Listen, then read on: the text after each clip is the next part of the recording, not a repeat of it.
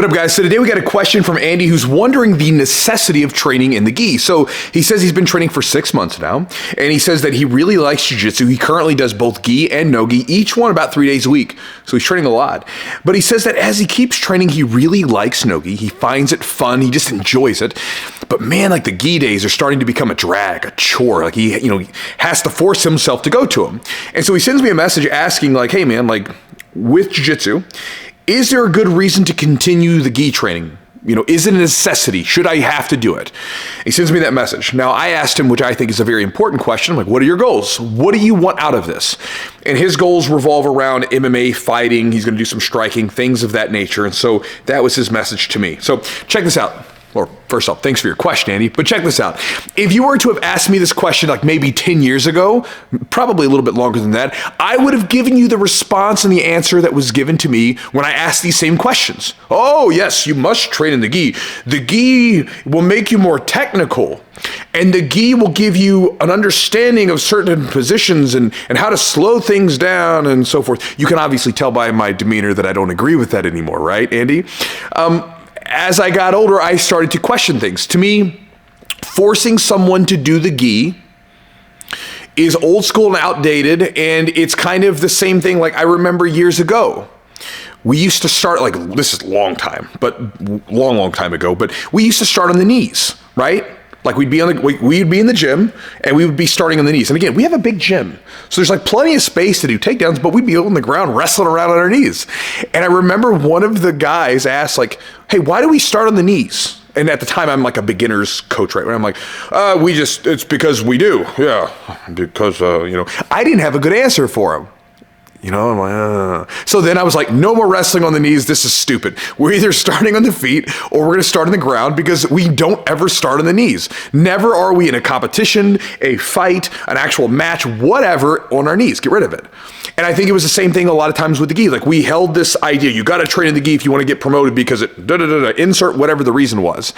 But as more competitions started to be available for no-gi, as more people just started to like no-gi, and I would tell you, that for me, for instance, my gym does both gi and no-gi. As I get older, I do more no-gi.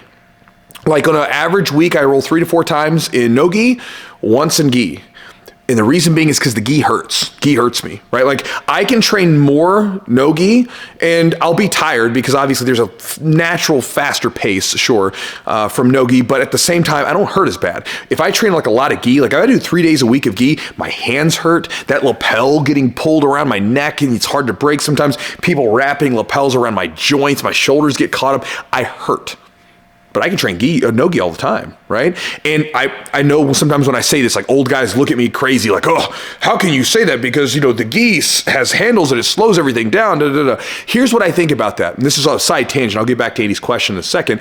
Is what happens is a lot of people that move over from gi never really give much attention to the hand fighting and the positioning and the grips that you need for no-gi. So then they get into no-gi and it's a faster pace, a little bit, right? But they don't know how to slow anything down or make connections because they have terrible grips. And they never take the time to develop it. So they just throw their hands up, screw that no-gi. I'm going to go back here to the gi. But then the no-gi guys do it too, right? The no-gi guys go into the gi and, they get gripped up a little bit. This sucks. I'm done with this thing, right? Which is fine if you don't want to do either one. But it has nothing to do with you can't slow it down because you can slow down a no-gi. And the grips, you can work through them if you know how to a grip fight. Again, it just kind of goes down to understanding that mode and actually focusing specifically on the things that work for that. So with that said, Andy, to your question, here's how I do it at my gym. I don't make any of my students, if they want to get ranked up, I don't make any of them have to do gi or no gi. I don't care, right? Because to me, jiu-jitsu is a choose your own adventure, right? You can go over this direction, you can go over this direction. I'm going to give you some guidance. I'm going to put some rails in to make sure we get certain things covered, some certain fundamental and things that I find important.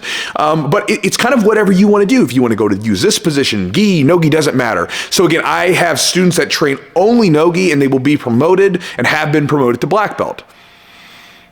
Now, there is like one little inch of tradition that I keep around, which much to the chagrin of my no-gi students, when we do belt promotions and we do them in like big group, like every, 4 months or something, just kind of on a routine schedule, makes it easier for me so I don't forget it about people.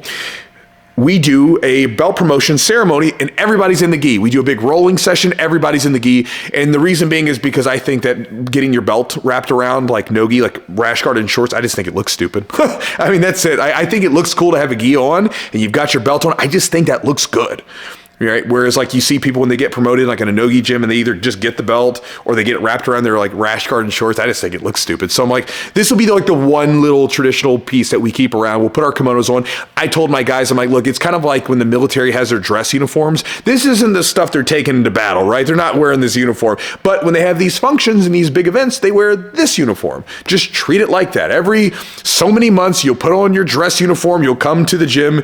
You'll get all pissed off about the grips, and then you won't have to worry about it for another little while. So we do it that way. Again, that's the way that we've been doing it at my gym for a little while. We may change that, but as far as I'm concerned, I don't think, especially with your goals being MMA, I don't think it's a necessity that you train in the gi. I don't see the point, right? I mean, because again, it's like you're never going, if an MMA fight, you're never going to go up against a guy in a gi. You're going to go up against a person that's more close to NoGi. So again, that's going to be an easier fit or an easier transition from one to the other. Now, again, I know people will sometimes disagree on this, and that's completely okay. This is just from my experience as a coach and someone's been training for a long time. I don't think it's necessary. So again, that is your answer to me because you asked for my opinion on it, and I sort of sprinkled in a couple other ideas in there. But yeah, I mean, I don't think it's necessary to train the gi if you're doing jiu-jitsu for specific reasons to the gi. Again, if I had a student coming up to me and saying, hey, coach, I want to do 80cc opens, I would tell them to not go to any of the gi days. It's not necessary.